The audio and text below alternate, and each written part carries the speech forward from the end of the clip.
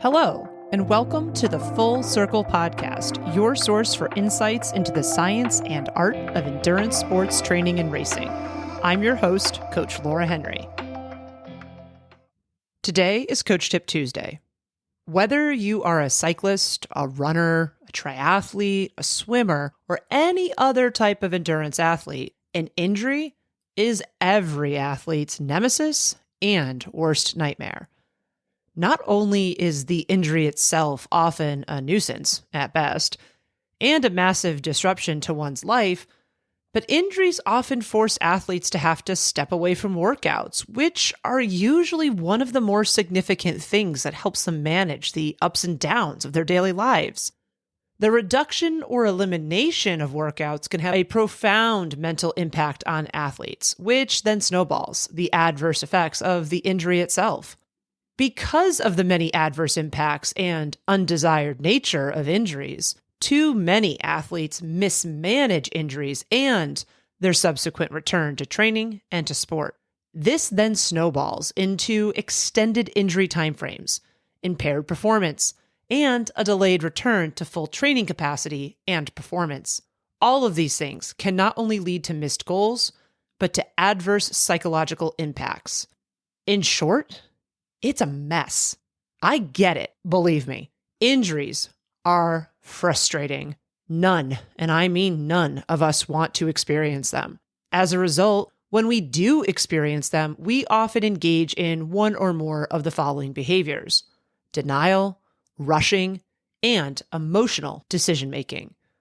Unfortunately, and perhaps paradoxically or counterintuitively, these behaviors can cause the exact opposite of what we want. What we want is to move through the injury as quickly as possible. The fastest way to return to training after sustaining an injury is to engage in the behaviors that will keep you as healthy as possible throughout your injury recovery process, as being healthy is the only thing that can generate progress in training itself. The patience required to appropriately navigate and manage this process is very real. Quite frankly, a lot of athletes do not have the patience for it, which ends up costing them in the end. That being said, an understanding of what the nature of your injury is, alongside a pragmatic, thoughtful, patient approach to managing it, is the recipe to returning successfully to training. In the years that I've been an endurance athlete and coach, I've observed that there are generally 6 main categories that injuries can be classified into. These are not necessarily widely accepted classifications known or used by many experts in the endurance sports space. Rather, they are the classifications that I have personally observed and have come to think about injuries in my mind. By doing so, I've been able to hone my approach and my recommendations when I am working with an athlete who is dealing with an injury. And I have been able to help literally hundreds of athletes successfully return to sport with strength and, arguably most importantly, without an injury reoccurrence.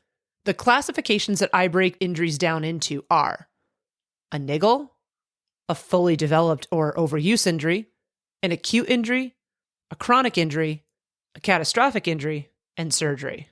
A niggle is something that doesn't feel normal or right. Generally speaking, I would say that niggles do not cross the line to true pain.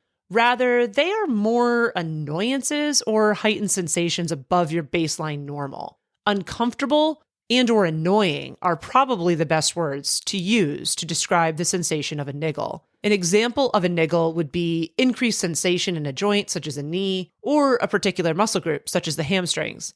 Niggles can be thought of as whispers from your body. Your body is telling you something is not quite right. Niggles are not full-blown injuries. Yet. That being said, they do have the potential to turn into full-blown injuries if they are ignored or discounted. As such, niggles are something to pay attention to and to monitor.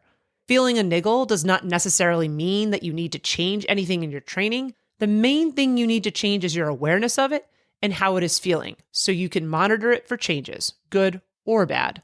Some good questions to ask yourself when you are experiencing a niggle are: is this the site of a past injury and or a niggle? Is the sensation you are feeling new to you? Have you ever felt this before?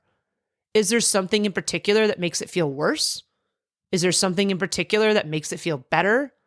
Does it feel better or worse with activity? Is what you are feeling causing you to move or sleep differently throughout your daily life? Is what you are feeling painful? If so, it probably isn't a niggle anymore. Again, it's important to note that feeling a niggle does not necessarily mean that things need to change in your training. That being said, there are some best practices to implement when it comes to managing niggles. Many times, an athlete's first reaction to a niggle may be to take time off from training to make it go away or to get it under control. But this may or may not be an effective strategy when it comes to identifying and addressing the underlying issue, depending on what the underlying issue is. That being said, some niggles, especially ones that involve a bone, may require decreasing or ceasing any offending activities to allow time for inflammation to decrease and for things to settle down a bit. If the niggle you are experiencing is causing you to engage with poor or altered form or mechanics, it's worth considering decreasing workout intensity, volume, or both. Self-massage, to include foam rolling and/or using a massage gun, for 2 to 3 minutes at a time on a particular muscle group for no more than 2 to 3 times per day can be effective. Consistent daily stretching can also be useful. Additionally, using a transcutaneous electrical nerve stimulation unit, more commonly referred to as a TENS unit, can be effective. Finally, making sure to take the time to do a proper dynamic warm-up before workouts and an appropriate cool-down after workouts can also help manage niggles. A fully developed injury is something that has transitioned from a niggle into an actual injury. Generally speaking, these are overuse injuries, which are also known as repetitive strain injuries. This type of injury occurs when tissue in the body, bones, muscles, ligaments, or tendons, is damaged due to repetitive demand over a period of time. The load imposed on this area of the body exceeds its capacity, leading to microtraumas in the body's tissues occurring from repeatedly using the same parts of the body over time. In other words, this type of injury does not happen in one workout or overnight. It is the result of many workouts and of many stresses on the body over time. It is not uncommon for athletes to mismanage niggles, which then cause things to snowball into a fully developed injury. If niggles are whispers, then fully developed injuries are shouts. And this is why it's important to pay attention to and to manage niggles. You don't want those whispers to turn into shouts. A fully developed injury has crossed the threshold from discomfort to actual pain. Because you are in pain, you likely are already compensating for the injury, meaning that, consciously or unconsciously, your movement patterns are altered because of the damage that has occurred. Compensations due to fully developed injuries put you at risk of sustaining secondary overuse injuries, aka more injuries in addition to the one that you've already sustained. There are several risk factors for overuse injuries, including, but not limited to, doing too much too soon, too much volume, too much intensity, too much frequency, or any combination of those. Based on my experience over the years, doing too much too soon is the number one, folks, reason that athletes get injured, and it is the most common mistake that athletes make in their training, whether they are injured or not. Doing too much too soon is also the biggest mistake that injured athletes make in their return to training post-injury. Skipping workouts and not altering the subsequent schedule of workouts after skipping workouts. Doing workouts out of their planned sequence is like trying to assemble IKEA furniture by skipping ahead to the middle of the directions. Sometimes it works. A lot of the time, it does not. Doing too much of a single type of activity, such as too much running and not enough complementary strength training or cross-training.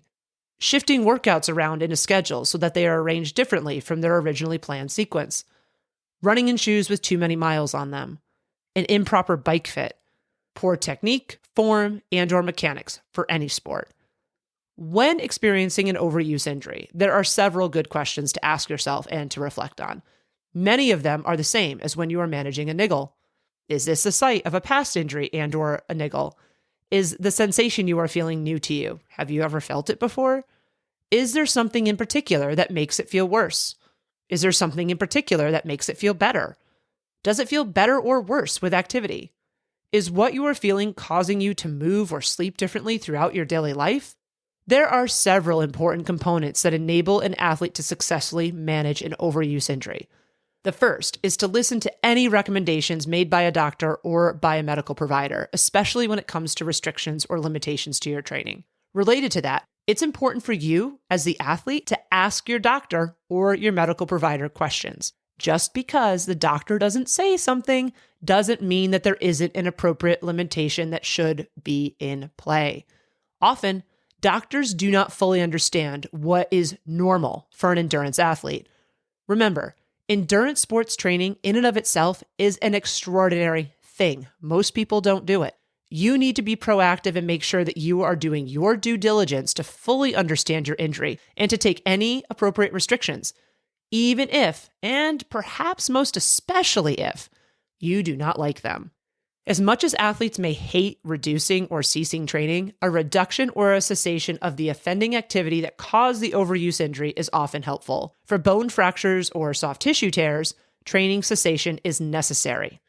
That being said, completely stopping training is not always appropriate, and/or it is sometimes necessary to re-engage with training in order to help an injury heal. For instance, tendon injuries require loading to heal, meaning that total rest will not resolve an injury such as tendonitis or a repaired tendon tear.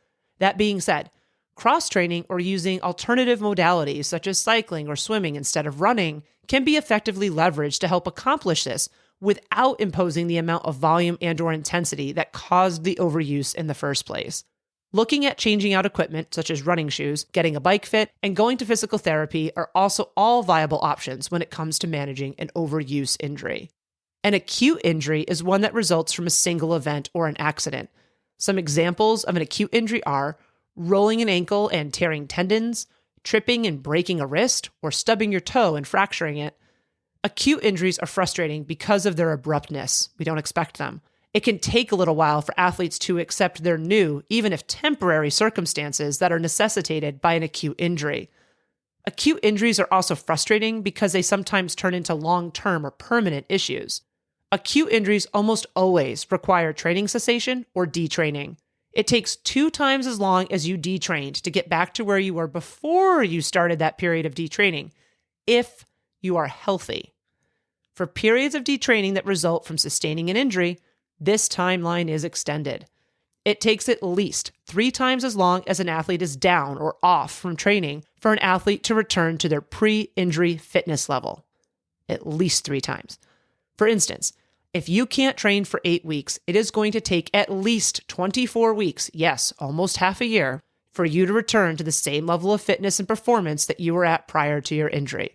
Remember, the patience required to successfully navigate an injury rehabilitation and a return to training is very real. Following the recommendations of a doctor or a medical provider is essential when you're managing an acute injury. Physical therapy is also often helpful. But the most important thing to do when you are navigating an acute injury when it comes to returning to training is this: return slowly.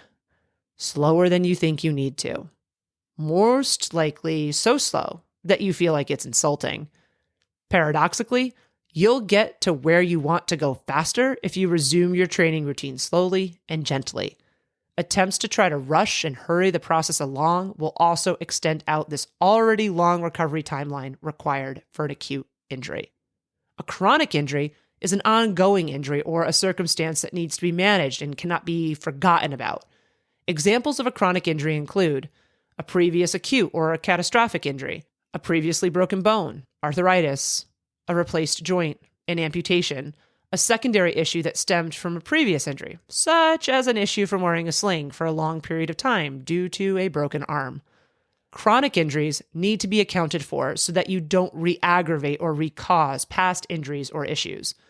Just as they are chronically occurring, chronic injuries need to be chronically managed. Following the recommendations of a doctor is key.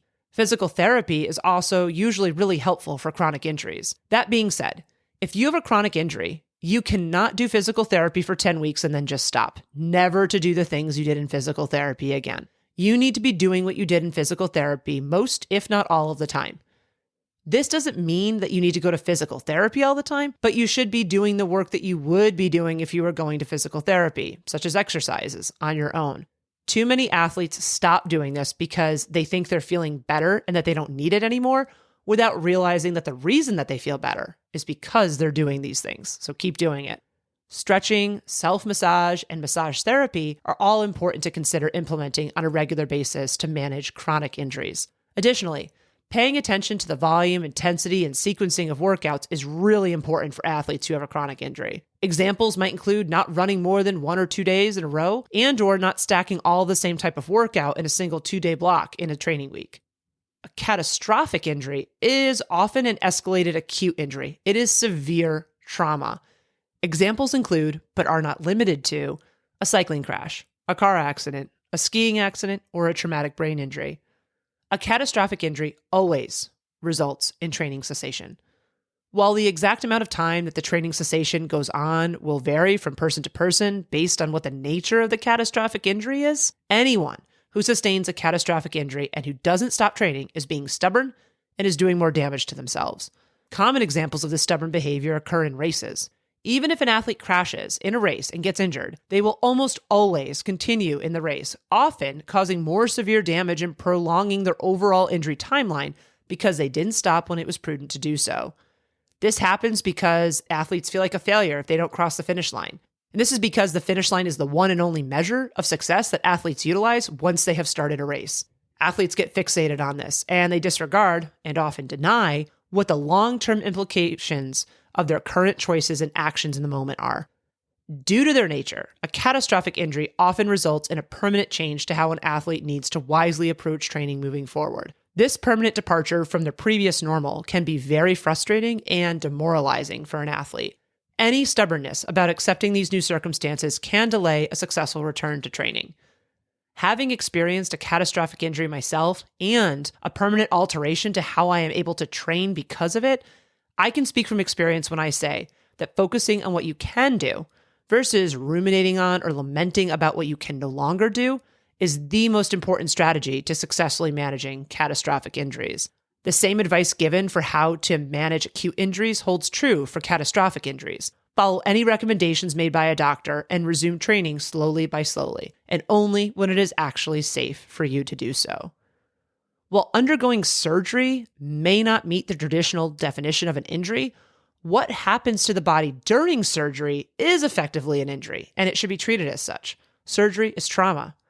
In most cases, surgeries need to be treated like at least acute injuries, though in some cases, they may need to be treated as catastrophic injuries. Surgery usually requires training cessation, which in turn means that the athlete will be forced into a period of detraining. That, in turn, means that the athlete will be forced into a prolonged timeline of returning to sport. When you start training again, it's important to start easier and slower than you think you need to, and almost certainly slower or easier than you want to. When I talk about managing an injury, generally speaking, I define it as keeping the injury from getting worse and/or from causing an athlete to have to spend more time than is necessary in detraining or training cessation. This being said, there are many ways to manage an injury, and how to best manage an injury, including how long it takes to recover from it and to return to training, is going to be very personalized for each athlete, even if their injury is quote unquote the same as another athlete's injury. No matter the level of injury, the biggest enemy of injury that I've seen in endurance sports is denial. I've done this myself. We'll say things to ourselves like, "That's what happens to other people, not to me. This isn't that bad. If I ignore this, it'll go away. I don't want to admit that this could stop me from doing something I love, so I'm going to pretend like it's not happening. I've already invested so much in whatever the thing is we're doing, so I can't quit now." While it's tempting and, quite honestly, easy to engage in denial, it's really important to fight this tendency and to see any injuries you sustain through a pragmatic lens. Doing so will enable you to chart the best path possible forward for yourself. All injuries have some root cause or root causes. What that root cause is will be as individualized as each athlete is, but there will be some root cause for all injuries.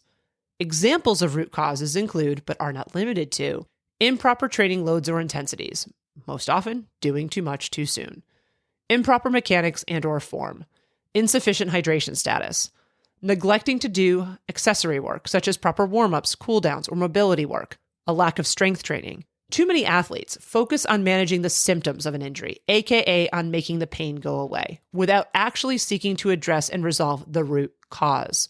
If the symptoms of an injury are masked and the root cause of the injury isn't addressed, then it has a high chance of lingering, becoming a chronic injury, or reoccurring.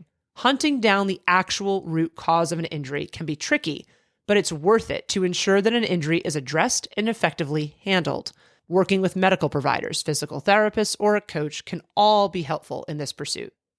All good endurance sports training is planned by balancing an athlete's limiters and their strengths.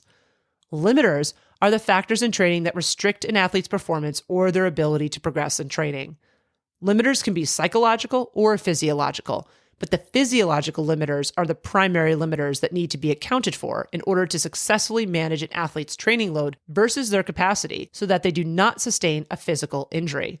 A physiological limiter can be related to aerobic endurance, muscular strength, lung capacity, neuromuscular connections, and more. Improperly managed limiters can and will be the root cause of injuries. When returning to training or when resuming an activity that has been detrained or ceased, it's important to remember this.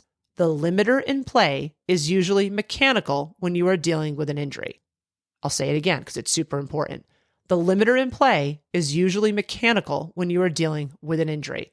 So, even though you may have the cardiorespiratory or the muscular ability to do more, you need to have the maturity to do less and to stay within your mechanical limitations. The ability to do this, to exercise this restraint, is the mark of an experienced and mature athlete. Inexperienced and immature athletes push through without regard for this, and ultimately, they pay a hefty price for it in the form of secondary injuries or in prolonged recovery timelines.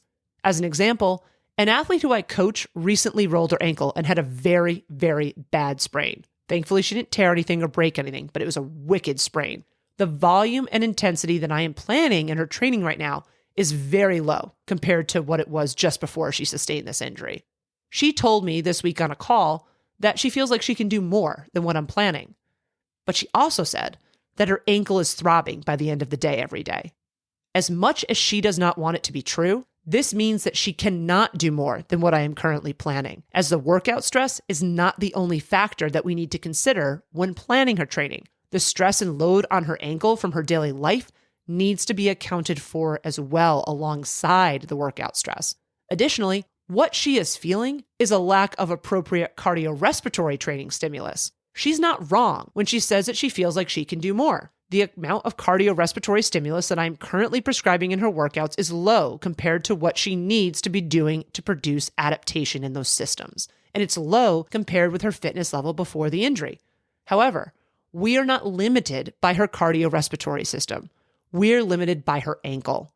If we were to plan for the appropriate cardiorespiratory training stimulus, we would almost certainly cause more and worse damage to her ankle. So even though this does mean that we will see regressions in her cardiorespiratory fitness, aka losses in fitness, what we are actually seeking right now are progressions in her ankle strength and stability.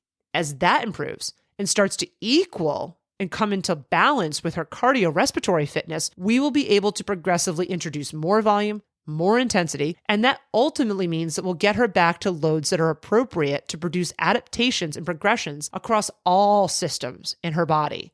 This will take time, but if she sticks it out, she will ultimately get to where she wants to go.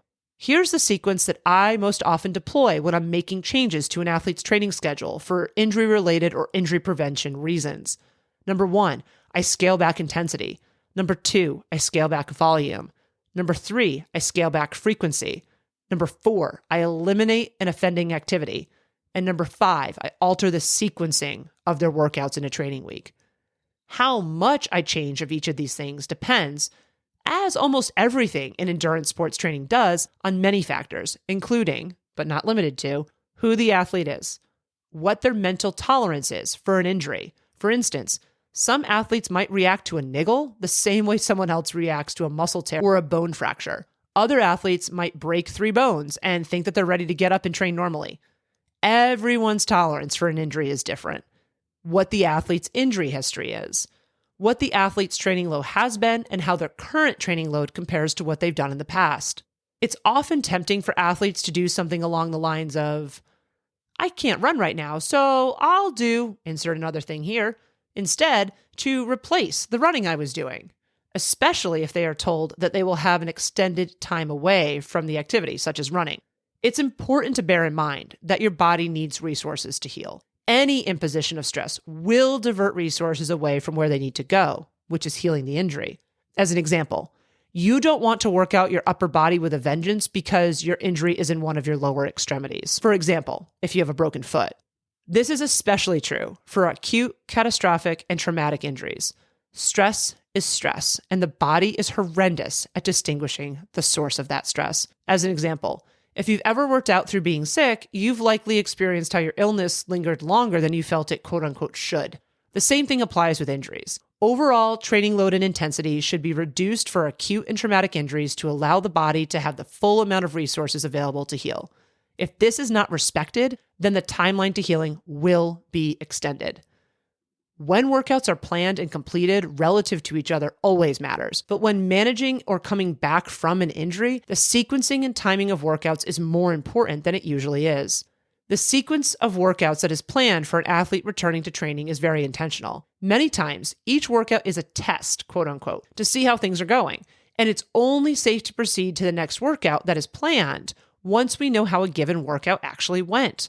As such, if you skip a workout in that sequence of workouts and complete a workout later in the sequence without rescheduling the missed workout and shifting training forward, you will be at a higher risk for re-injury or a prolonged injury recovery. Eccentric muscle contractions refer to the force that is being produced when a muscle develops tension while lengthening. The ability to stabilize while sustaining eccentric muscle contractions during endurance activities is critical in terms of reducing injury risk. Movement with eccentric loading causes the microtraumas that cause delayed onset muscle soreness, or DOMS. By extension, movement with higher levels of eccentric loading needs to be handled carefully when dealing with an injury. Examples of activities that have a significant amount of eccentric loading are running and weightlifting. For triathletes, this is often why running is the first activity that is cut when managing an injury. In contrast to eccentric muscle contractions, concentric muscle contractions refer to the force produced when a muscle develops tension while shortening. There is far less trauma imposed on the body's tissues during concentric muscle contractions than there is during eccentric muscle contractions. Cycling is almost exclusively concentric, which makes it a nice option for an activity choice for many, many injuries. Swimming or any water-based activity offloads the body, which is useful when seeking to gradually reintroduce load to the body's tissues after an injury. Even though there are activities such as cycling and swimming that are lower risk, intensity levels still need to be considered and managed. For example, you don't want to go hard on the bike because you're pissed that you can't run and you want to quote unquote feel like you got a good workout in. As I've talked about in the past, this desire to feel like you worked hard or got a good workout can sometimes be an athlete's enemy. It can also be helpful at times, but sometimes it can be an enemy. Be open to including cross-training as a general way of existence and not just when you actively have an injury, especially if you are a single sport athlete. Runners, I'm looking at you. Cross-training can help keep you healthier and at a lower risk of injury throughout all of your training. Injuries suck. There are no two ways about it. While every injury is unique and will need to be managed as such, there are some best practices when it comes to handling injuries and your return to sport after them. By understanding what kind of injury you're dealing with, being honest about what your current circumstances are, and exercising a patient approach when it comes to reintroducing workouts, you can successfully manage an injury and get back to doing what you love most. That was another episode of the Full Circle Podcast. Subscribe to the Full Circle Podcast wherever you listen to your favorite podcasts. If you like what you listen to, please be sure to leave us a rating and review, as this goes a long way in helping us reach others. The thoughts and opinions expressed on the Full Circle Podcast are those of the individual. As always, we love to hear from you and we value your feedback. Please send us an email at podcast@fullcircleendurance.com or visit us at fullcircleendurance.com/podcast. To find training plans, see what other coaching services we offer, or to join our community, please visit fullcircleendurance.com. I'm Coach Laura Henry. Thanks for listening.